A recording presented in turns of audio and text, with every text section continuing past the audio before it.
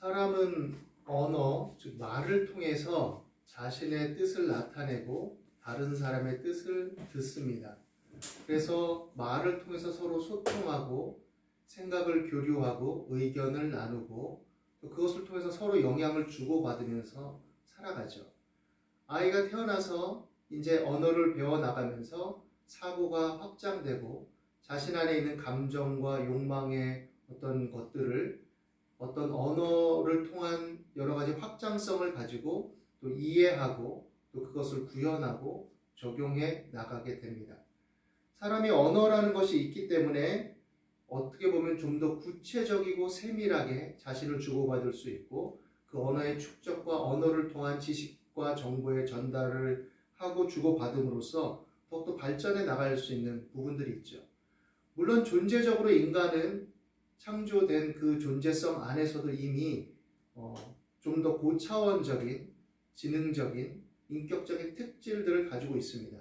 물론 다양한 논쟁들 속에서 사상의 어떤 이야기들 속에서 인간은 그냥 어떻게 보면 비어 있는데 자라면서 어떻게 보면 입력값이 많을 때 출력이 많아진다라는 것처럼 약간 기계적으로 어떻게 보면 원자의 어떤 구성의 규모적으로 이렇게 얘기하기도 하지만 우리가 믿는 하나님 안에서 우리가 우리 존재성을 인식할 때 우리는 이미 본유적으로 생내적으로 다른 동물과 구별된 특성을 가지고 있다라고 볼 수 있죠. 물론 원시 지역에 내버려진 아이가 자라면서 언어를 습득하지 못할 때 그것이 발현되지 못하고 어떻게 보면 동물적인 특성들을 보이고 결국 끝내 어떤 가지고 있는 본유적인 것들을 발전시키지 못하는 특성들을 보이고 있긴 하지만 그렇다고 해서 인간의 존재 자체가 그 기본값이 동물하고 똑같다라고 말할 수는 없다라고 생각해야 되는 것입니다. 여하간 인간은 언어적 특성을 가지고 이것을 통해서 서로 소통하고 상호 교환을 하는데 이 언어라는 것은 단순하게 그 말 그대로의 어떤 의미만 가지고 있는 건 아니죠. 언어라는 것은 그 속에 담긴 다양한 함의를 가지고 서로 문맥 속에서 의견을 주고받게 됩니다.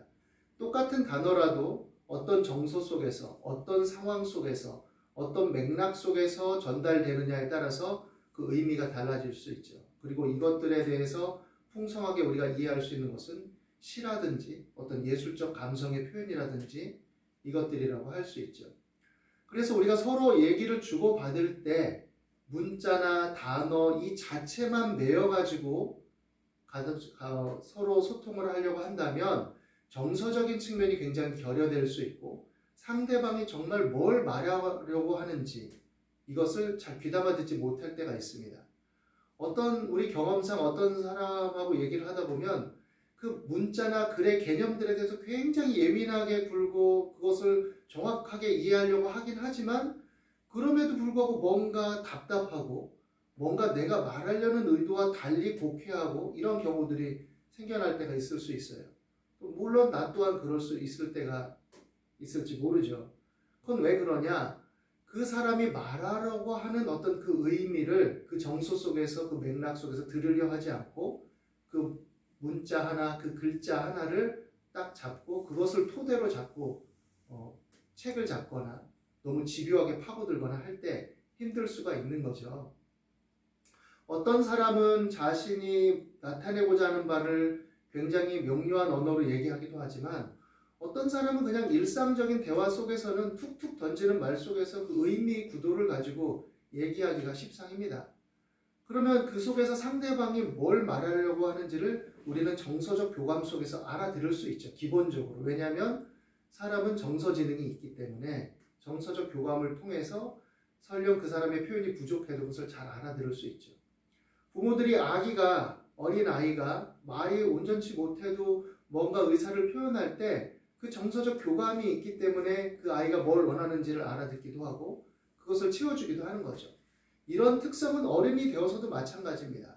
말을 잘하는 어른이 있고 말을 좀 부족하게 하는 어른이 있고 자신이 말하고자 하는 뜻하고자 하는 표현이 좀 때로는 단어가 조금 빗나가게 또 맥락이 좀 맞지 않게 표현한다 해도 그 사람의 어떤 그 특성을 잘 이해하고 정서적인 교감으로 접촉을 하면 이 사람이 이런 의도를 가지고 있구나.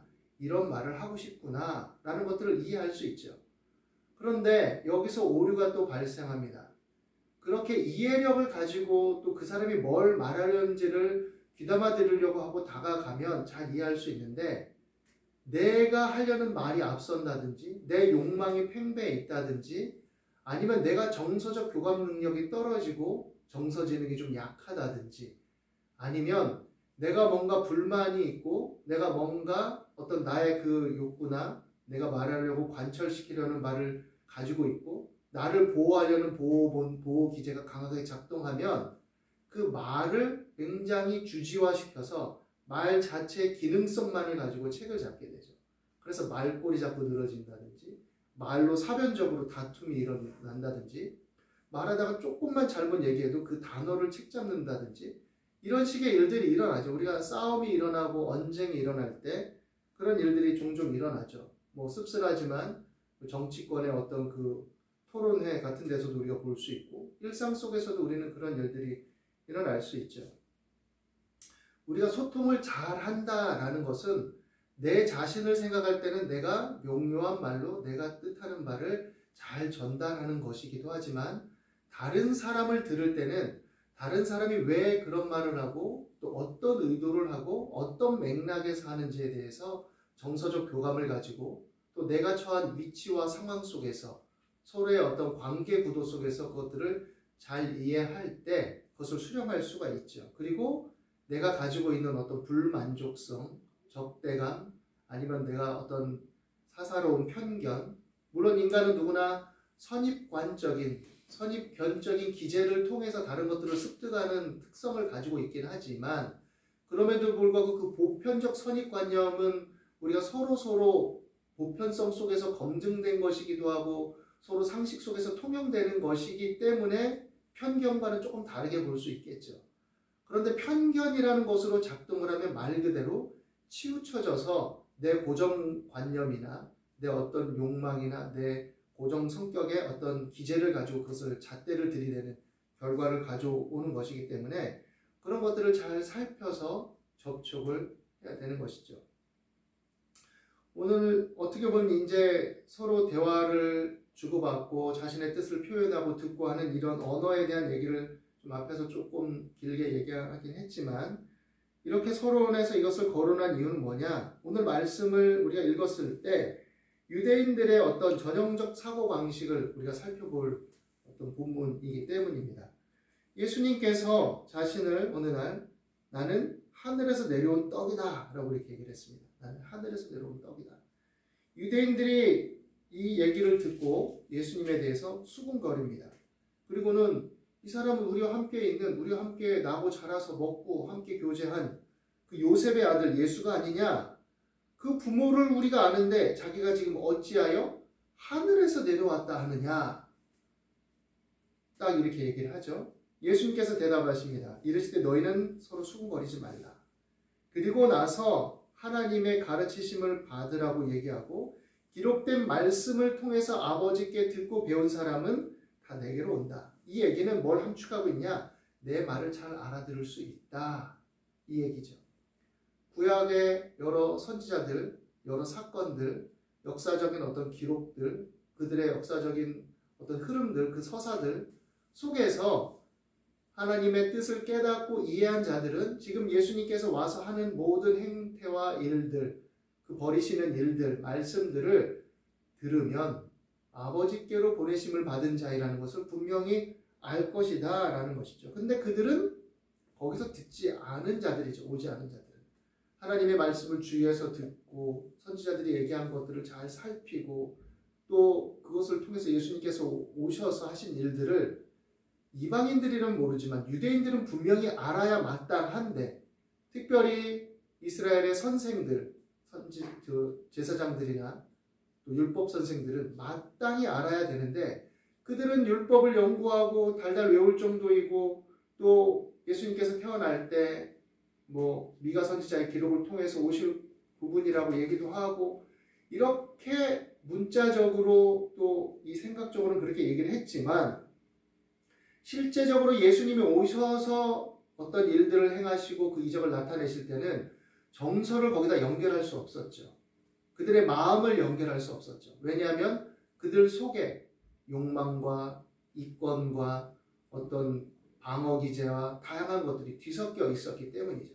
그래서 항상 말을 책잡고 예수님이 비유로 얘기한다든지 어떤 의미성을 가지고 얘기할 때는 그것을 귀담아 들으려 하지 않고 표면적인 것만 가지고 자꾸 딴지를 거는 거죠. 그래서 예수님은 술 먹기 좋아하고 맨날 먹고 마시고 또 죄인들하고 세리들하고 어울리고 창기들하고 어울리고 아주 이렇게 흠집을 내려고 계속 얘기를 한 거죠. 예수님이 얘기합니다. 니네들이 정말 원하는 게 뭔지 안다. 이 세상의 떡이다. 그러니까 이 땅에서 잘 먹고 잘 사는 것. 하나님 나라를 갈망한다고 하고 또 묵시적인 사상들 속에서 그 당시에 팽배했던 원래 세기말이 되면 또 어려움의 시기가 닥치면 묵시적인 사상들이 일반적으로도 준동을 하죠. 그런 사상 속에서 선지자들을 들먹이면서 하나님 나라가 오고 메시아가 오면 옛날 다윗 왕국처럼 번성하고 잘 먹고 잘 살게 될 거야. 정치적으로도 외교적으로 부강한 나라가 될 거야. 우리들의 종교성을 또 더욱더 강력하게 드러내면서 그런 왕국이 될 거야 라고 생각하지만 그 이면은 하나님의 뜻을 제대로 이해하고 하나님의 형상성을 회복하는 것이 아니라 잘 먹고 잘 살고 강하고 힘 있는 나라가 되는 것, 또 그 속에서 먹고 마시고 잘 번영을 누릴 수 있는 것에만 관심이 있다는 거죠. 근데 예수님은 얘기하죠. 본질은 그게 아니다. 본질은 우리가 이 땅에 살고 그것들이 필요한 물질 세계에 있고 육신을 가지고 있는 건 맞지만 본질은 그게 아니다라는 거죠. 진실로 진실로 너에게 이르노니 믿는 자는 영생을 가졌다. 영원한 생명과 연결해서 얘기를 합니다. 이 땅에서의 유한한 생명의 어떤 번영을 전부라고 생각하지 말고 영원한 것과 맞닿아서 생각해야 되는 것이 하나님의 자녀들의 정체성이라는 거죠. 그리고 말합니다. 내가 곧 그 영생을 주는 생명의 떡이다. 너희 조상들은 광야에서 만나를 먹었어도 죽었거니와. 광야에서 만나가 신비한 체험이긴 했죠. 광야에서 아무것도 없지만 만나를 통해서 생명을 유지할 수 있었죠. 하나님께서 하늘로부터 내려주셨죠. 모세를 통해서 그것을 얻게 되었고 그래서 모세를 위대한 선지자로 여기는 것에 하나 더 보태지고 또 그들의 민족적 자부심 속에 얘기를 하긴 하죠. 그러나 그 생명의 양식은 육신에 속한 생명의 양식이었고 정말로 하나님께서 그런 고난과 그런 기적을 동시에 체험하게 하신 이유는 진정한 생명의 양식이 있다는 것과 하나님의 생명과 너희들의 생명이 이어져 있다는 것을 인식하라는 것이죠. 그런데 그들은 그렇지 않았죠. 그리고 말합니다. 나는 하늘에서 내려온 살아있는 떡이니 사람이 이 떡을 먹으면 영생하리라. 내가 줄 떡은 곧 세상의 생명을 위한 내 살이니라. 비유적으로 얘기하는 거죠. 그런데 유대인들이 서로 다투어서 이 사람이 어찌 능히 자기 살을 우리에게 주어 먹게 하겠느냐 이렇게 얘기합니다. 어떻게 보면 말씀이 어려워서 이해하기 어렵다라고 말할 수도 있겠죠. 그런데 그 당시 시대 상황 속에서 보면 이미 그리스 로마 문명의 어떤 영향들 속에서 이런 정도의 유비는 다 이해할 수 있습니다, 사람이. 그리고 설사 이해가 되지 않는다 해도 예수님께서 하신 일들과 그들에게 하셨던 말씀과 행하시는 표적과 기사를 통해서 유념해서 생각해 본다면 무슨 의미일까라고 적어도 예수님께 묻고 겸손히 수긍하려고 하는 자세를 가질 수 있겠죠. 그런데 그들은 그렇지 않아요. 평가하고 있는 겁니다. 자신들의 욕망의 기제에 맞냐 맞지 않냐, 우리가 생각하는 어떤 것들을 충족시켜줄 대상이냐 아니냐, 이렇게 수단과 대상으로 삼고 있는 거죠. 인격적 관계성 속에서 예수님을 선지자요, 하나님이 보내신 분이요, 그런 사람으로 떠받드는 것처럼 표면에 보이지만 그 속에 자기의 욕망의 기제, 자기가 자기 뜻대로 하고 싶은 어떤 욕심, 그런 강렬함이 있으면 사실 이면적으로는 수단과 도구로 전락하게 됩니다. 존중을 표방하지만 뒤에는 수단과 도구성, 기계성이 들어가 있는 것이죠. 예수님이 얘기하십니다. 내가 진실로 진실로 너에게 이르노니 인자의 살을 먹지 아니하고 인자의 피를 마시지 아니하면 너희 속에 생명이 없느니라. 내 살을 먹고 내 피를 마시는 자는 영생을 가졌고 마지막 날에 내가 그를 다시 살리리니 내 살은 참된 양식이요 내 피는 참된 음료로다. 아주 더 쐐기를 받고 몰아붙이듯 얘기하는 거죠. 어떻게 보면 야, 어떻게 살을 먹어? 이딴 얘기를 해? 너무 괴기스럽다. 뭐야, 이거는 굉장히 공포스러운데? 뭐 이런 불쾌한 말을 하는 거야? 라고 할 수도 있겠죠. 근데 예수님은 그들의 어떤 표면성이 아니라 그들의 중심을 알기 때문에 더 밀어붙이는 거죠. 더 들을 사람 듣고 거부하고 거부할 사람 거부해라. 너희들의 마음의 중심이 이제 드러난다 라는 거죠. 그리고 더 강력하게 얘기합니다. 그리고 얘기하죠. 살아계신 아버지께서 나를 보내심에 내가 아버지로 말미암아 사는 것 같이 나를 먹는 그 사람도 나로 말미암아 살리라. 이것은 하늘에서 내려온 떡이니 조상들이 먹고도 죽은 그것과 같지 아니하여 이 떡을 먹는 자는 영원히 살리라. 사실 이것이 나타내는 바는 무엇입니까? 예수님이 자기의 살과 피를 주어서 먹게 한다는 그 은유적인 의미는 십자가의 사건을 예고하고 있는 거죠. 그리고 이미 선지자들로 여러 부분과 여러 모양으로 예수님의 영광을 얘기했지만 또 중첩해서 예수님의 고난도 얘기했죠. 근데 사람들은 예수님의 영광만을 취하려고 하죠. 영광만. 그런데 예수님은 분명히 고난받는 종으로 이사야서 53장 얘기했죠. 그는 실로 우리의 질고를 지고 우리의 슬픔을 당하였거늘. 그가 찔림은 우리의 허물을 인하며 그가 상함은 우리의 죄악을 인하며 그가 징계를 받음으로 우리가 평화를 누리고 그가 채찍에 맞음으로 우리가 나음을 입었도다. 그리고 그것을 그는 기뻐하고 그의 이름을 인해서 많은 사람들이 돌아오는 것을 기뻐하고 그러므로 그는 하나님께서 높이셔서 그들의 왕으로서 만왕의 왕이요 만주의 주가 될 것임을 얘기하고 있는 것이죠. 그런데 사람들은 그것을 생각하지 않죠. 당장에 그들에게 다가올 이익과 욕망의 실현만을 염두에 두고 있습니다. 인간적으로는 이해할 수 있죠. 로마 압제하에 있고 여러 가지 어렵고 힘들고 또 이미 사회는 계층화되어 있고 종교 지도자들이 그들의 존경할 만한 사람들이라고 생각은 하지만 사실 그들이 나름의 종교적 기득권을 가지고 선생이라는 위치 속에서 자신들을 먹고 살만하게 또 구축해 나가는 면들이 있고 거기에 대해서 이스라엘 백성들은 아무 말도 하지 못하고 마음속에는 약간 불만성도 있지만 겉으로 드러나는 그들의 어떤 위엄과 존경스러움과 또 어떤 율법의 기계적 적용 속에서 너희 선생들을 원망하거나 저주하지 말라는 그런 습성과 관습들 속에서 굉장히 두려워하는 거죠. 그런데 실상은 어떠냐? 그들은 외식과 위선 속에 있었다라는 거죠.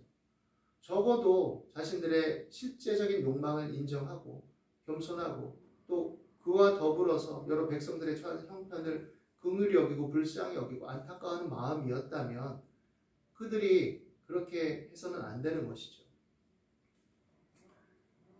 예수 그리스도로 말미암아 우리가 생명의 떡을 생명의 피를 마심으로써 하나님의 자녀가 된다는 이 복음을 듣는 자는 살아날 것이다 라고 말씀하고 있습니다. 예수님의 말씀을 듣는다는 것은 예수님께서 뭘 말씀하려고 하시는지를 듣는 거죠. 우리가 성경을 읽고 하나님의 말씀을 들을 때 내 욕망의 기제 속에서 내 욕구 속에서 들을 수도 있습니다. 이게 다 나쁘고 부정적인 건 아니에요. 내가 어떤 욕구를 가지고 있고 욕망을 가지고 있고 어떤 소원을 가지고 있어서 그것을 통해서 내가 어떻게 할 수 있을까? 하나님 좀 알려주세요. 깨닫게 해주세요. 어떻게 하면 좋을까요? 이 고민 속에서 들을 수 있죠. 그런데 그렇게 듣는다 할지라도 그 말씀 자체가 어떤 의미 속에서 들려오는지는 그 자체를 들어야지 내 어떤 욕망으로 틀어서 그것을 합리화시키는 방향으로 들어서는 안 되는 거죠. 여기에 잘 분별점이 있습니다. 그래서 먼저 하나님의 말씀이 어떤 의미인가? 내가 이런 욕망을 가지고 접근했는데 하나님은 어떤 의도로 얘기하시는가? 그것을 적용할 때 나는 내 욕망과 내 욕구와 내 의도를 어떻게 이해하고 어떻게 조절하고 조정하고 변형하고 또 적용해야 되는가? 이런 생각들을 할 수가 있는 거죠. 이러한 원리는 우리가 인간으로서 가지고 있는 기본적인 나의 성격 구조와 패턴과 인격성과 관련되어 있기 때문에 이 하나님과의 관계가 인간관계에도 드러납니다. 이 인간관계의 유형들이 또 하나님과의 관계에도 반영이 됩니다. 그래서 여러분들이 기본 상식과 기본적인 나의 어떤 인간성, 기본적으로 누구에게나 적용되는 일반적인 창조된 하나님의 형상으로 창조된 인간으로서 인간성을 건강하게 구현해 나갈 필요가 있는 거죠. 일반 세상에서도. 사람과의 관계에 있어서 공부할 때, 학교를 다닐 때, 사회생활을 할 때, 어떤 일을 도모할 때. 그리고 그것이 이제 우리 그리스도인들은 하나님과의 관계성 속에서 자신을 돌아보고 자신을 어떻게 보면 건강하게 조절해 나가고 균형 있는 인격적인 패턴을 만들어가고 내가 고착된 어떻게 보면 조금 잘못된 또 교정해야 된 성격 패턴이나 어떤 정서적 막힘이나 기능성이 있다면 어떤 방식으로 이것들을 컨트롤해야 되는가, 이것들을 하나님과의 관계 속에서 기도하고 생각하면서 조정해 나가고 하나님 말씀을 유념하고 그걸 통해서 또 삶 속에서 그것을 구현하고 적용해 나감으로써 건강한 인격성을 더욱더 확장해 나가고 이런 방향으로 우리가 유기적으로 서로 위아래로 또 옆으로 다 소통 속에 살아가고 있는 거죠. 오늘 이 말씀을 통해서 우리가 언어적 존재 그리고 그 언어를 통해서 나의 심상을 표현하고 유기적으로 소통하는 존재성을 가지고 있다라는 의미들을 생각해 볼 수 있게 되기를 바랍니다. 그리고 그 언어적 구현들을 내가 삶 속에서 하나님의 자녀로서 어떻게 해 나가고 있고 어떻게 구성해 나가고 있고 어떻게 실현해 나가고 있는지를 생각해야 될 것입니다. 매스미디어나 여러 가지 어떤 우리 삶에 다가오는 문화적 요소들은 다양한 사상의 변주와 인간의 욕망을 만족시키는 것과 자신들의 정치적인 이념들을 실현하기 위한 토대로서 삼기 위해서 창작해내고 창안해낸 그런 사상과 이념들이 다 뒤섞여 있습니다. 그래서 어떻게 보면 영화나 예술이라는 이름으로 다가오기도 하지만 그 속에는 순수한 것들도 있지만 어떤 인간의 개성을 발현하는 것도 있지만 어떻게 보면 세계적으로 이슈가 되고 어떤 트렌드를 창출해내는 사상과 철학과 이념들, 예술들, 문화들의 이면에는 어떻게 보면 세계를 컨트롤하는 아젠다와 더불어서 사람들에게 그것들을 심어주기 위한 방편으로 작동하고 있다는 것들도 이해해야 돼요. 그렇기 때문에 우리가 무조건적으로 세상의 트렌드를 따라가는 것이 옳은 것도 아니고 또 우리가 그렇다고 해서 그것들을 무조건 배제해서도 안 되겠죠. 그것들을 잘 살피고 이해하지만 그것들을 분별해 나가야 되는 것이고 그런 어떻게 보면 이념들이 한 시대에 유행하고 있을 때 그 이념적 패턴 속에서 세계 정치와 경제 또 언론의 어떤 흐름들이 또 일반적으로 방영되는 TV 프로그램들이 그런 사상들과 맞물려서 어떤 패턴으로 우리 인간들의 생각과 사고를 흐름을 조성하고 흘러가게 하고 있느냐라는 것들도 분별해내야 됩니다. 이미 그런 양상들이 있다라는 것은 많은 연구서들이 있고 또 이미 여러 가지 문서들 속에서 등장하고 있는 거예요. 그러니까 우리가 이 세대를 살아갈 때 다양한 것들을 배우고 접하고 이해하고 그 속에서 어우러져 살고 또 지나치게 그것들을 경계할 필요는 없겠지만 그럼에도 불구하고 우리는 건강한 비판 정신과 균형을 가지고 그것들을 분별해내야 되는 것이고 또 어떻게 보면 그 거대한 흐름이 이 세상의 세속의 흐름 속에서 우리가 바꿀 수 없는 것들이 있죠. 그럴 때는 그 속에서 내가 어떻게 처신하고 어떻게 나를 보호하고 어떻게 적용해야 될지를 알아야 되고 그러기 위해서 내가 어떤 포지션을 가져야 되는가라는 것들도 분별할 줄 알아야 되는 것이죠. 그리고 나서 그럼에도 불구하고 우리는 하나님의 역동성 있는 존재로서 생명력 있는 존재로서 이 땅에서 힘있게 살아가기 위해서 적극적으로 또 살아갈 필요가 있는 것입니다.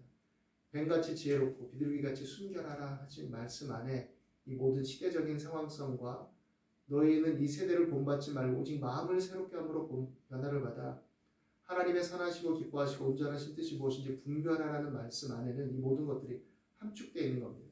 이 세대라는 말은 시간적 세상이고 본받지 말라는 뜻에는 이 시대의 유행적 풍조에 휩쓸리지 말라는 의미들이 이미 다 함축되어 있는 것이죠. 언어적으로 봤을 때. 그 의미들을 우리가 잘 살피면서 분별 있는 존재로 또 힘있게 그럼에도 하나님께서 함께 하신다는 믿음의 확신과 담대함을 가지고 적극적으로 살아갈 수 있는 존재로서 여러분들이 좋은 결실을 거두고 하나님의 자녀로서의 영광과 힘을 누릴 수 있게 되기를 예수님 이름으로 축원합니다. 기도하겠습니다. 하나님, 주님의 살과 피를 통해 우리가 생명의 양식을 공급받고 영원한 소망 가운데 살 수 있도록 인도하심을 감사합니다. 우리 부족함과 연약함을 긍휼히 여기시고 믿음 안에 서서 하나님의 뜻을 살피고 우리 마음과 생각을 잘 다스리며 하나님을 경외하며 살아갈 수 있도록 인도해 주시고 특별히 우리 자녀들 어느 곳에 있든지 하나님의 지혜로 지켜주시고 명철하게 하시고 온유하고 겸손하게 하시고 담대하게 하시고 적극적으로 능동적으로 힘있게 살아가고 이 세대 속에서 규모 있게 또 영리하게 삶을 잘 이루어 나갈 수 있도록 인도하여 주옵소서. 감사와 찬송을 드립니다. 예수 그리스도 이름으로 기도드립니다.